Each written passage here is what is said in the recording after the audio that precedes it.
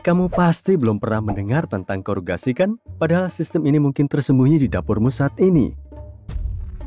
Pernahkah kamu melihat tonjolan-tonjolan pada kaleng makanan? Nah, itulah korugasi. Dan tujuannya bukan sekadar untuk estetika. Pertama, tonjolan ini membuat kaleng menjadi lebih kuat. Itu karena tonjolan-tonjolan ini bisa mencegah keretakan selama proses pembuatan. Selain itu, korugasi sangat berguna selama pengiriman. Bertindak seperti pelindung untuk memastikan tidak ada tumpahan. Korugasi juga berguna dalam jangka panjang karena membantu menjaga bentuk kaleng tetap seperti semula.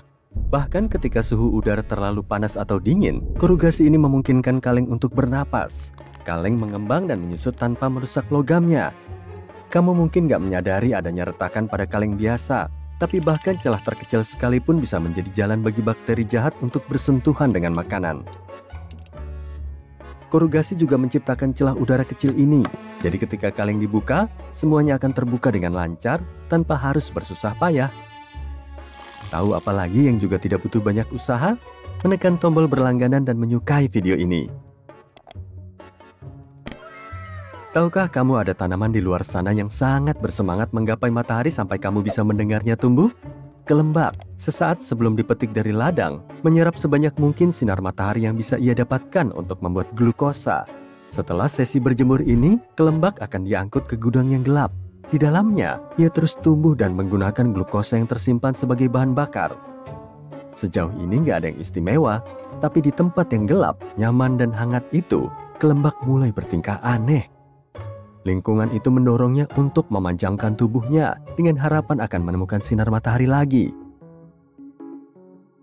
Proses ini terjadi begitu cepat, sehingga kamu bisa mendengar kuncup dan batangnya mengeluarkan suara saat tumbuh. Untuk memastikan proses ini berjalan lancar, tidak boleh ada cahaya yang masuk. Jika cahaya mengenai rhubarb pada tahap ini, ia akan mulai berfotosintesis lagi dan menjadi pahit. Bicara soal bahan makanan sehari-hari, kamu mungkin memperhatikan kantong sayuran memiliki garis-garis hijau. Ketahuilah bahwa itu adalah ilusi optik yang cerdik. Garis-garis itu menipu mata kita untuk mengira sayuran-sayuran itu terlihat lebih hijau dari yang sebenarnya. Dan bukan hanya sayuran yang mendapatkan kemasan khusus ini. Jeruk juga sering dijual dalam kantong jaring merah untuk alasan yang sama. Lemon biasanya dikemas dalam kantong kuning atau hijau untuk mendapatkan warna menonjol yang sama. Kalau kemampuan memasakmu masih kurang mumpuni dan kamu takut mengacaukan makan malammu, pilihlah jamur. Itu karena jamur hampir nggak mungkin kematangan. Tidak seperti sayuran lain yang menjadi lembek saat dimasak terlalu lama, jamur jauh lebih tahan.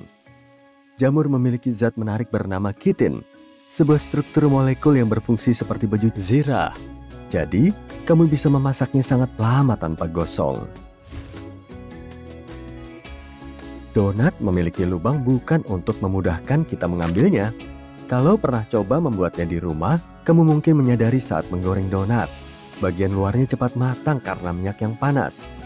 Kalau ingin bagian dalamnya terlihat sama bagusnya, kamu harus menggorengnya lebih lama, tetapi bagian luarnya akan menjadi terlalu coklat. Berkat lubang di tengah itu, kedua sisi mendapatkan panas yang sama, sehingga menghasilkan donat yang sempurna. Beginilah cara selembar kertas kecil itu dimasukkan ke dalam cookies keberuntunganmu. Pertama, cookies ini dipanggang dengan rata seperti pancake. Kemudian, saat masih hangat dan lentur, kertas-kertas kecil itu diselipkan ke dalamnya. Setelah dingin, cookies ini akan mengeras dan mempertahankan bentuknya, memerangkap pesan-pesan di dalamnya seperti kapsul waktu yang lezat. Menurut salah satu legenda, camilan khas Asia ini awalnya ditujukan untuk membantu orang-orang mengirim berbagai pesan rahasia tanpa menimbulkan kecurigaan. Berikut ini sedikit tips untuk saat kamu membeli makan siang di restoran cepat saji. Hindari kata ekstra saat kamu memesan. Saat mengucapkan kata tersebut, kamu memancing karyawan untuk menambah biaya. Sebagai gantinya, katakanlah tolong tambah sedikit lagi saat memesan semangkuk burrito. Menurut sebuah penelitian di Inggris, keju adalah makanan yang paling banyak dicuri di seluruh dunia. Menurut perkiraan, sekitar 4% dari seluruh keju hilang begitu saja dari toko-toko. Dan bukan tikus yang mencurinya, melainkan manusia. Kenapa? Karena keju kini menjadi semakin berharga. Keju terus naik, dan para pencuri yang licik ini menghasilkan uang dengan mudah hanya dengan mengambilnya dari rak. Tapi bukan hanya keju, barang-barang menarik lainnya yang masuk dalam daftar pencuri adalah daging segar, coklat, dan makanan laut. Ferrero, perusahaan di balik stopless Nutella yang lezat itu, butuh sekitar 25% dari seluruh kacang hazelnut di dunia setiap tahunnya.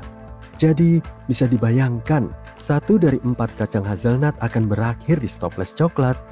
Pabrik mendapatkan kacang ini dari Turki, Italia, dan Chili, memastikan pengirimannya dari belahan bumi utara dan selatan untuk menjaga kesegarannya. Dampak Nutella terhadap ekonomi bahkan lebih besar dari yang kita bayangkan. Karena permintaan ini, harga hazelnut melonjak tinggi. Pada tahun 2014, musim dingin merusak kacang hazelnut Turki. Pasokan berkurang setengahnya, dan harga menjadi semakin tinggi. Sekarang, bahkan tempat-tempat seperti New Jersey mencoba menanam kacang yang sesuai untuk Nutella ini. Ketika membayangkan seseorang mencoba menyelundupkan sesuatu keluar angkasa, yang pertama kali terbayang di benakmu pasti bukanlah sandwich. Tapi di tahun 1965, pada misi Gemini, astronot John Young membawa sandwich cornet ke dalam pesawat yang bertentangan dengan aturan NASA. Dia menyelipkannya di saku baju antariksanya sebelum meluncur. Sekitar 2 jam dalam perjalanan berdurasi 5 jam itu, dia menghadap komandan misi dan menawarkan makanan terlarang ini. Sang komandan dengan senang hati menerimanya dan mereka berbagi makanan lezat itu. Dia bahkan memasukkan sandwich yang belum habis ke dalam saku baju antariksanya untuk menghindari remah-remahnya mengotori pesawat luar angkasa. Sementara itu, makanan resmi yang disetujui NASA menunggu di sebuah kotak di dekatnya. Lobak tentunya bukan pilihan pertamamu dalam hal bahan salad, tapi lobak memiliki sejarah yang cukup menarik. Sepupu dari sawi, brokoli, kubis, dan kembang kol ini telah ditanam dan dimakan lebih lama dari yang kamu bayangkan, bahkan sebelum bangsa Romawi terkenal pada zaman Mesir kuno. Bahkan, lobak digunakan sebagai mata uang bagi orang-orang yang membangun piramida, bersama dengan bawang merah dan bawang putih. Kamu pasti mengira orang Inggris adalah jagonya dalam hal minum teh, tapi kamu salah. Faktanya Turki adalah ibu kota teh dunia. Setiap orang Turki minum rata-rata 1.300 cangkir teh setiap tahunnya. Pada hari-hari biasa, mereka menyeruput 3-5 cangkir. Tapi saat musim dingin tiba, mereka bisa meminumnya hingga 10 cangkir sehari. Penduduk setempat mengaku minum teh sudah menjadi kebiasaan sosial mereka. Teh lebih dari sekedar minuman hangat, melainkan sebuah alasan untuk duduk, menikmati suasana, dan terhubung dengan orang-orang terkasih. Dalam hal jenis, teh hitam lebih disukai. Mungkin ada minuman ajaib yang tersembunyi di kulkasmu. Itu adalah air tonik yang mungkin bisa bersinar dalam gelap. Kalau kamu penasaran, cobalah mengujinya dengan sinar ultraviolet. Rahasia di balik pendar cahaya ini cukup sederhana. Air tonik mengandung kina, zat kimia yang dapat menyala dalam kondisi tertentu. Kina digunakan pada masa lalu untuk mengobati masalah kesehatan tertentu. Rasanya sangat pahit, sehingga beberapa orang mulai mencampurnya dengan gula dan air soda. Sederhananya, suatu benda dapat bersinar karena menyerap energi cahaya, terisi energi, kemudian melepaskannya sebagai cahaya tampak. Kina dalam air tonik menyerap dan melepaskan energi, membuat minumanmu terlihat seperti berasal dari negeri dongeng. Ada kaitan yang menarik antara apa yang kita dengar dan apa yang kita rasakan. Para ilmuwan menyelidiki dan mendapati bahwa orang-orang di seluruh dunia menghubungkan suara-suara tertentu dengan rasa tertentu, dan mereka menyebutnya korespondensi lintas modal. Suara bernada tinggi cocok dengan rasa manis dan asam, sementara suara yang lebih rendah dan menggelegar cocok dengan rasa pahit.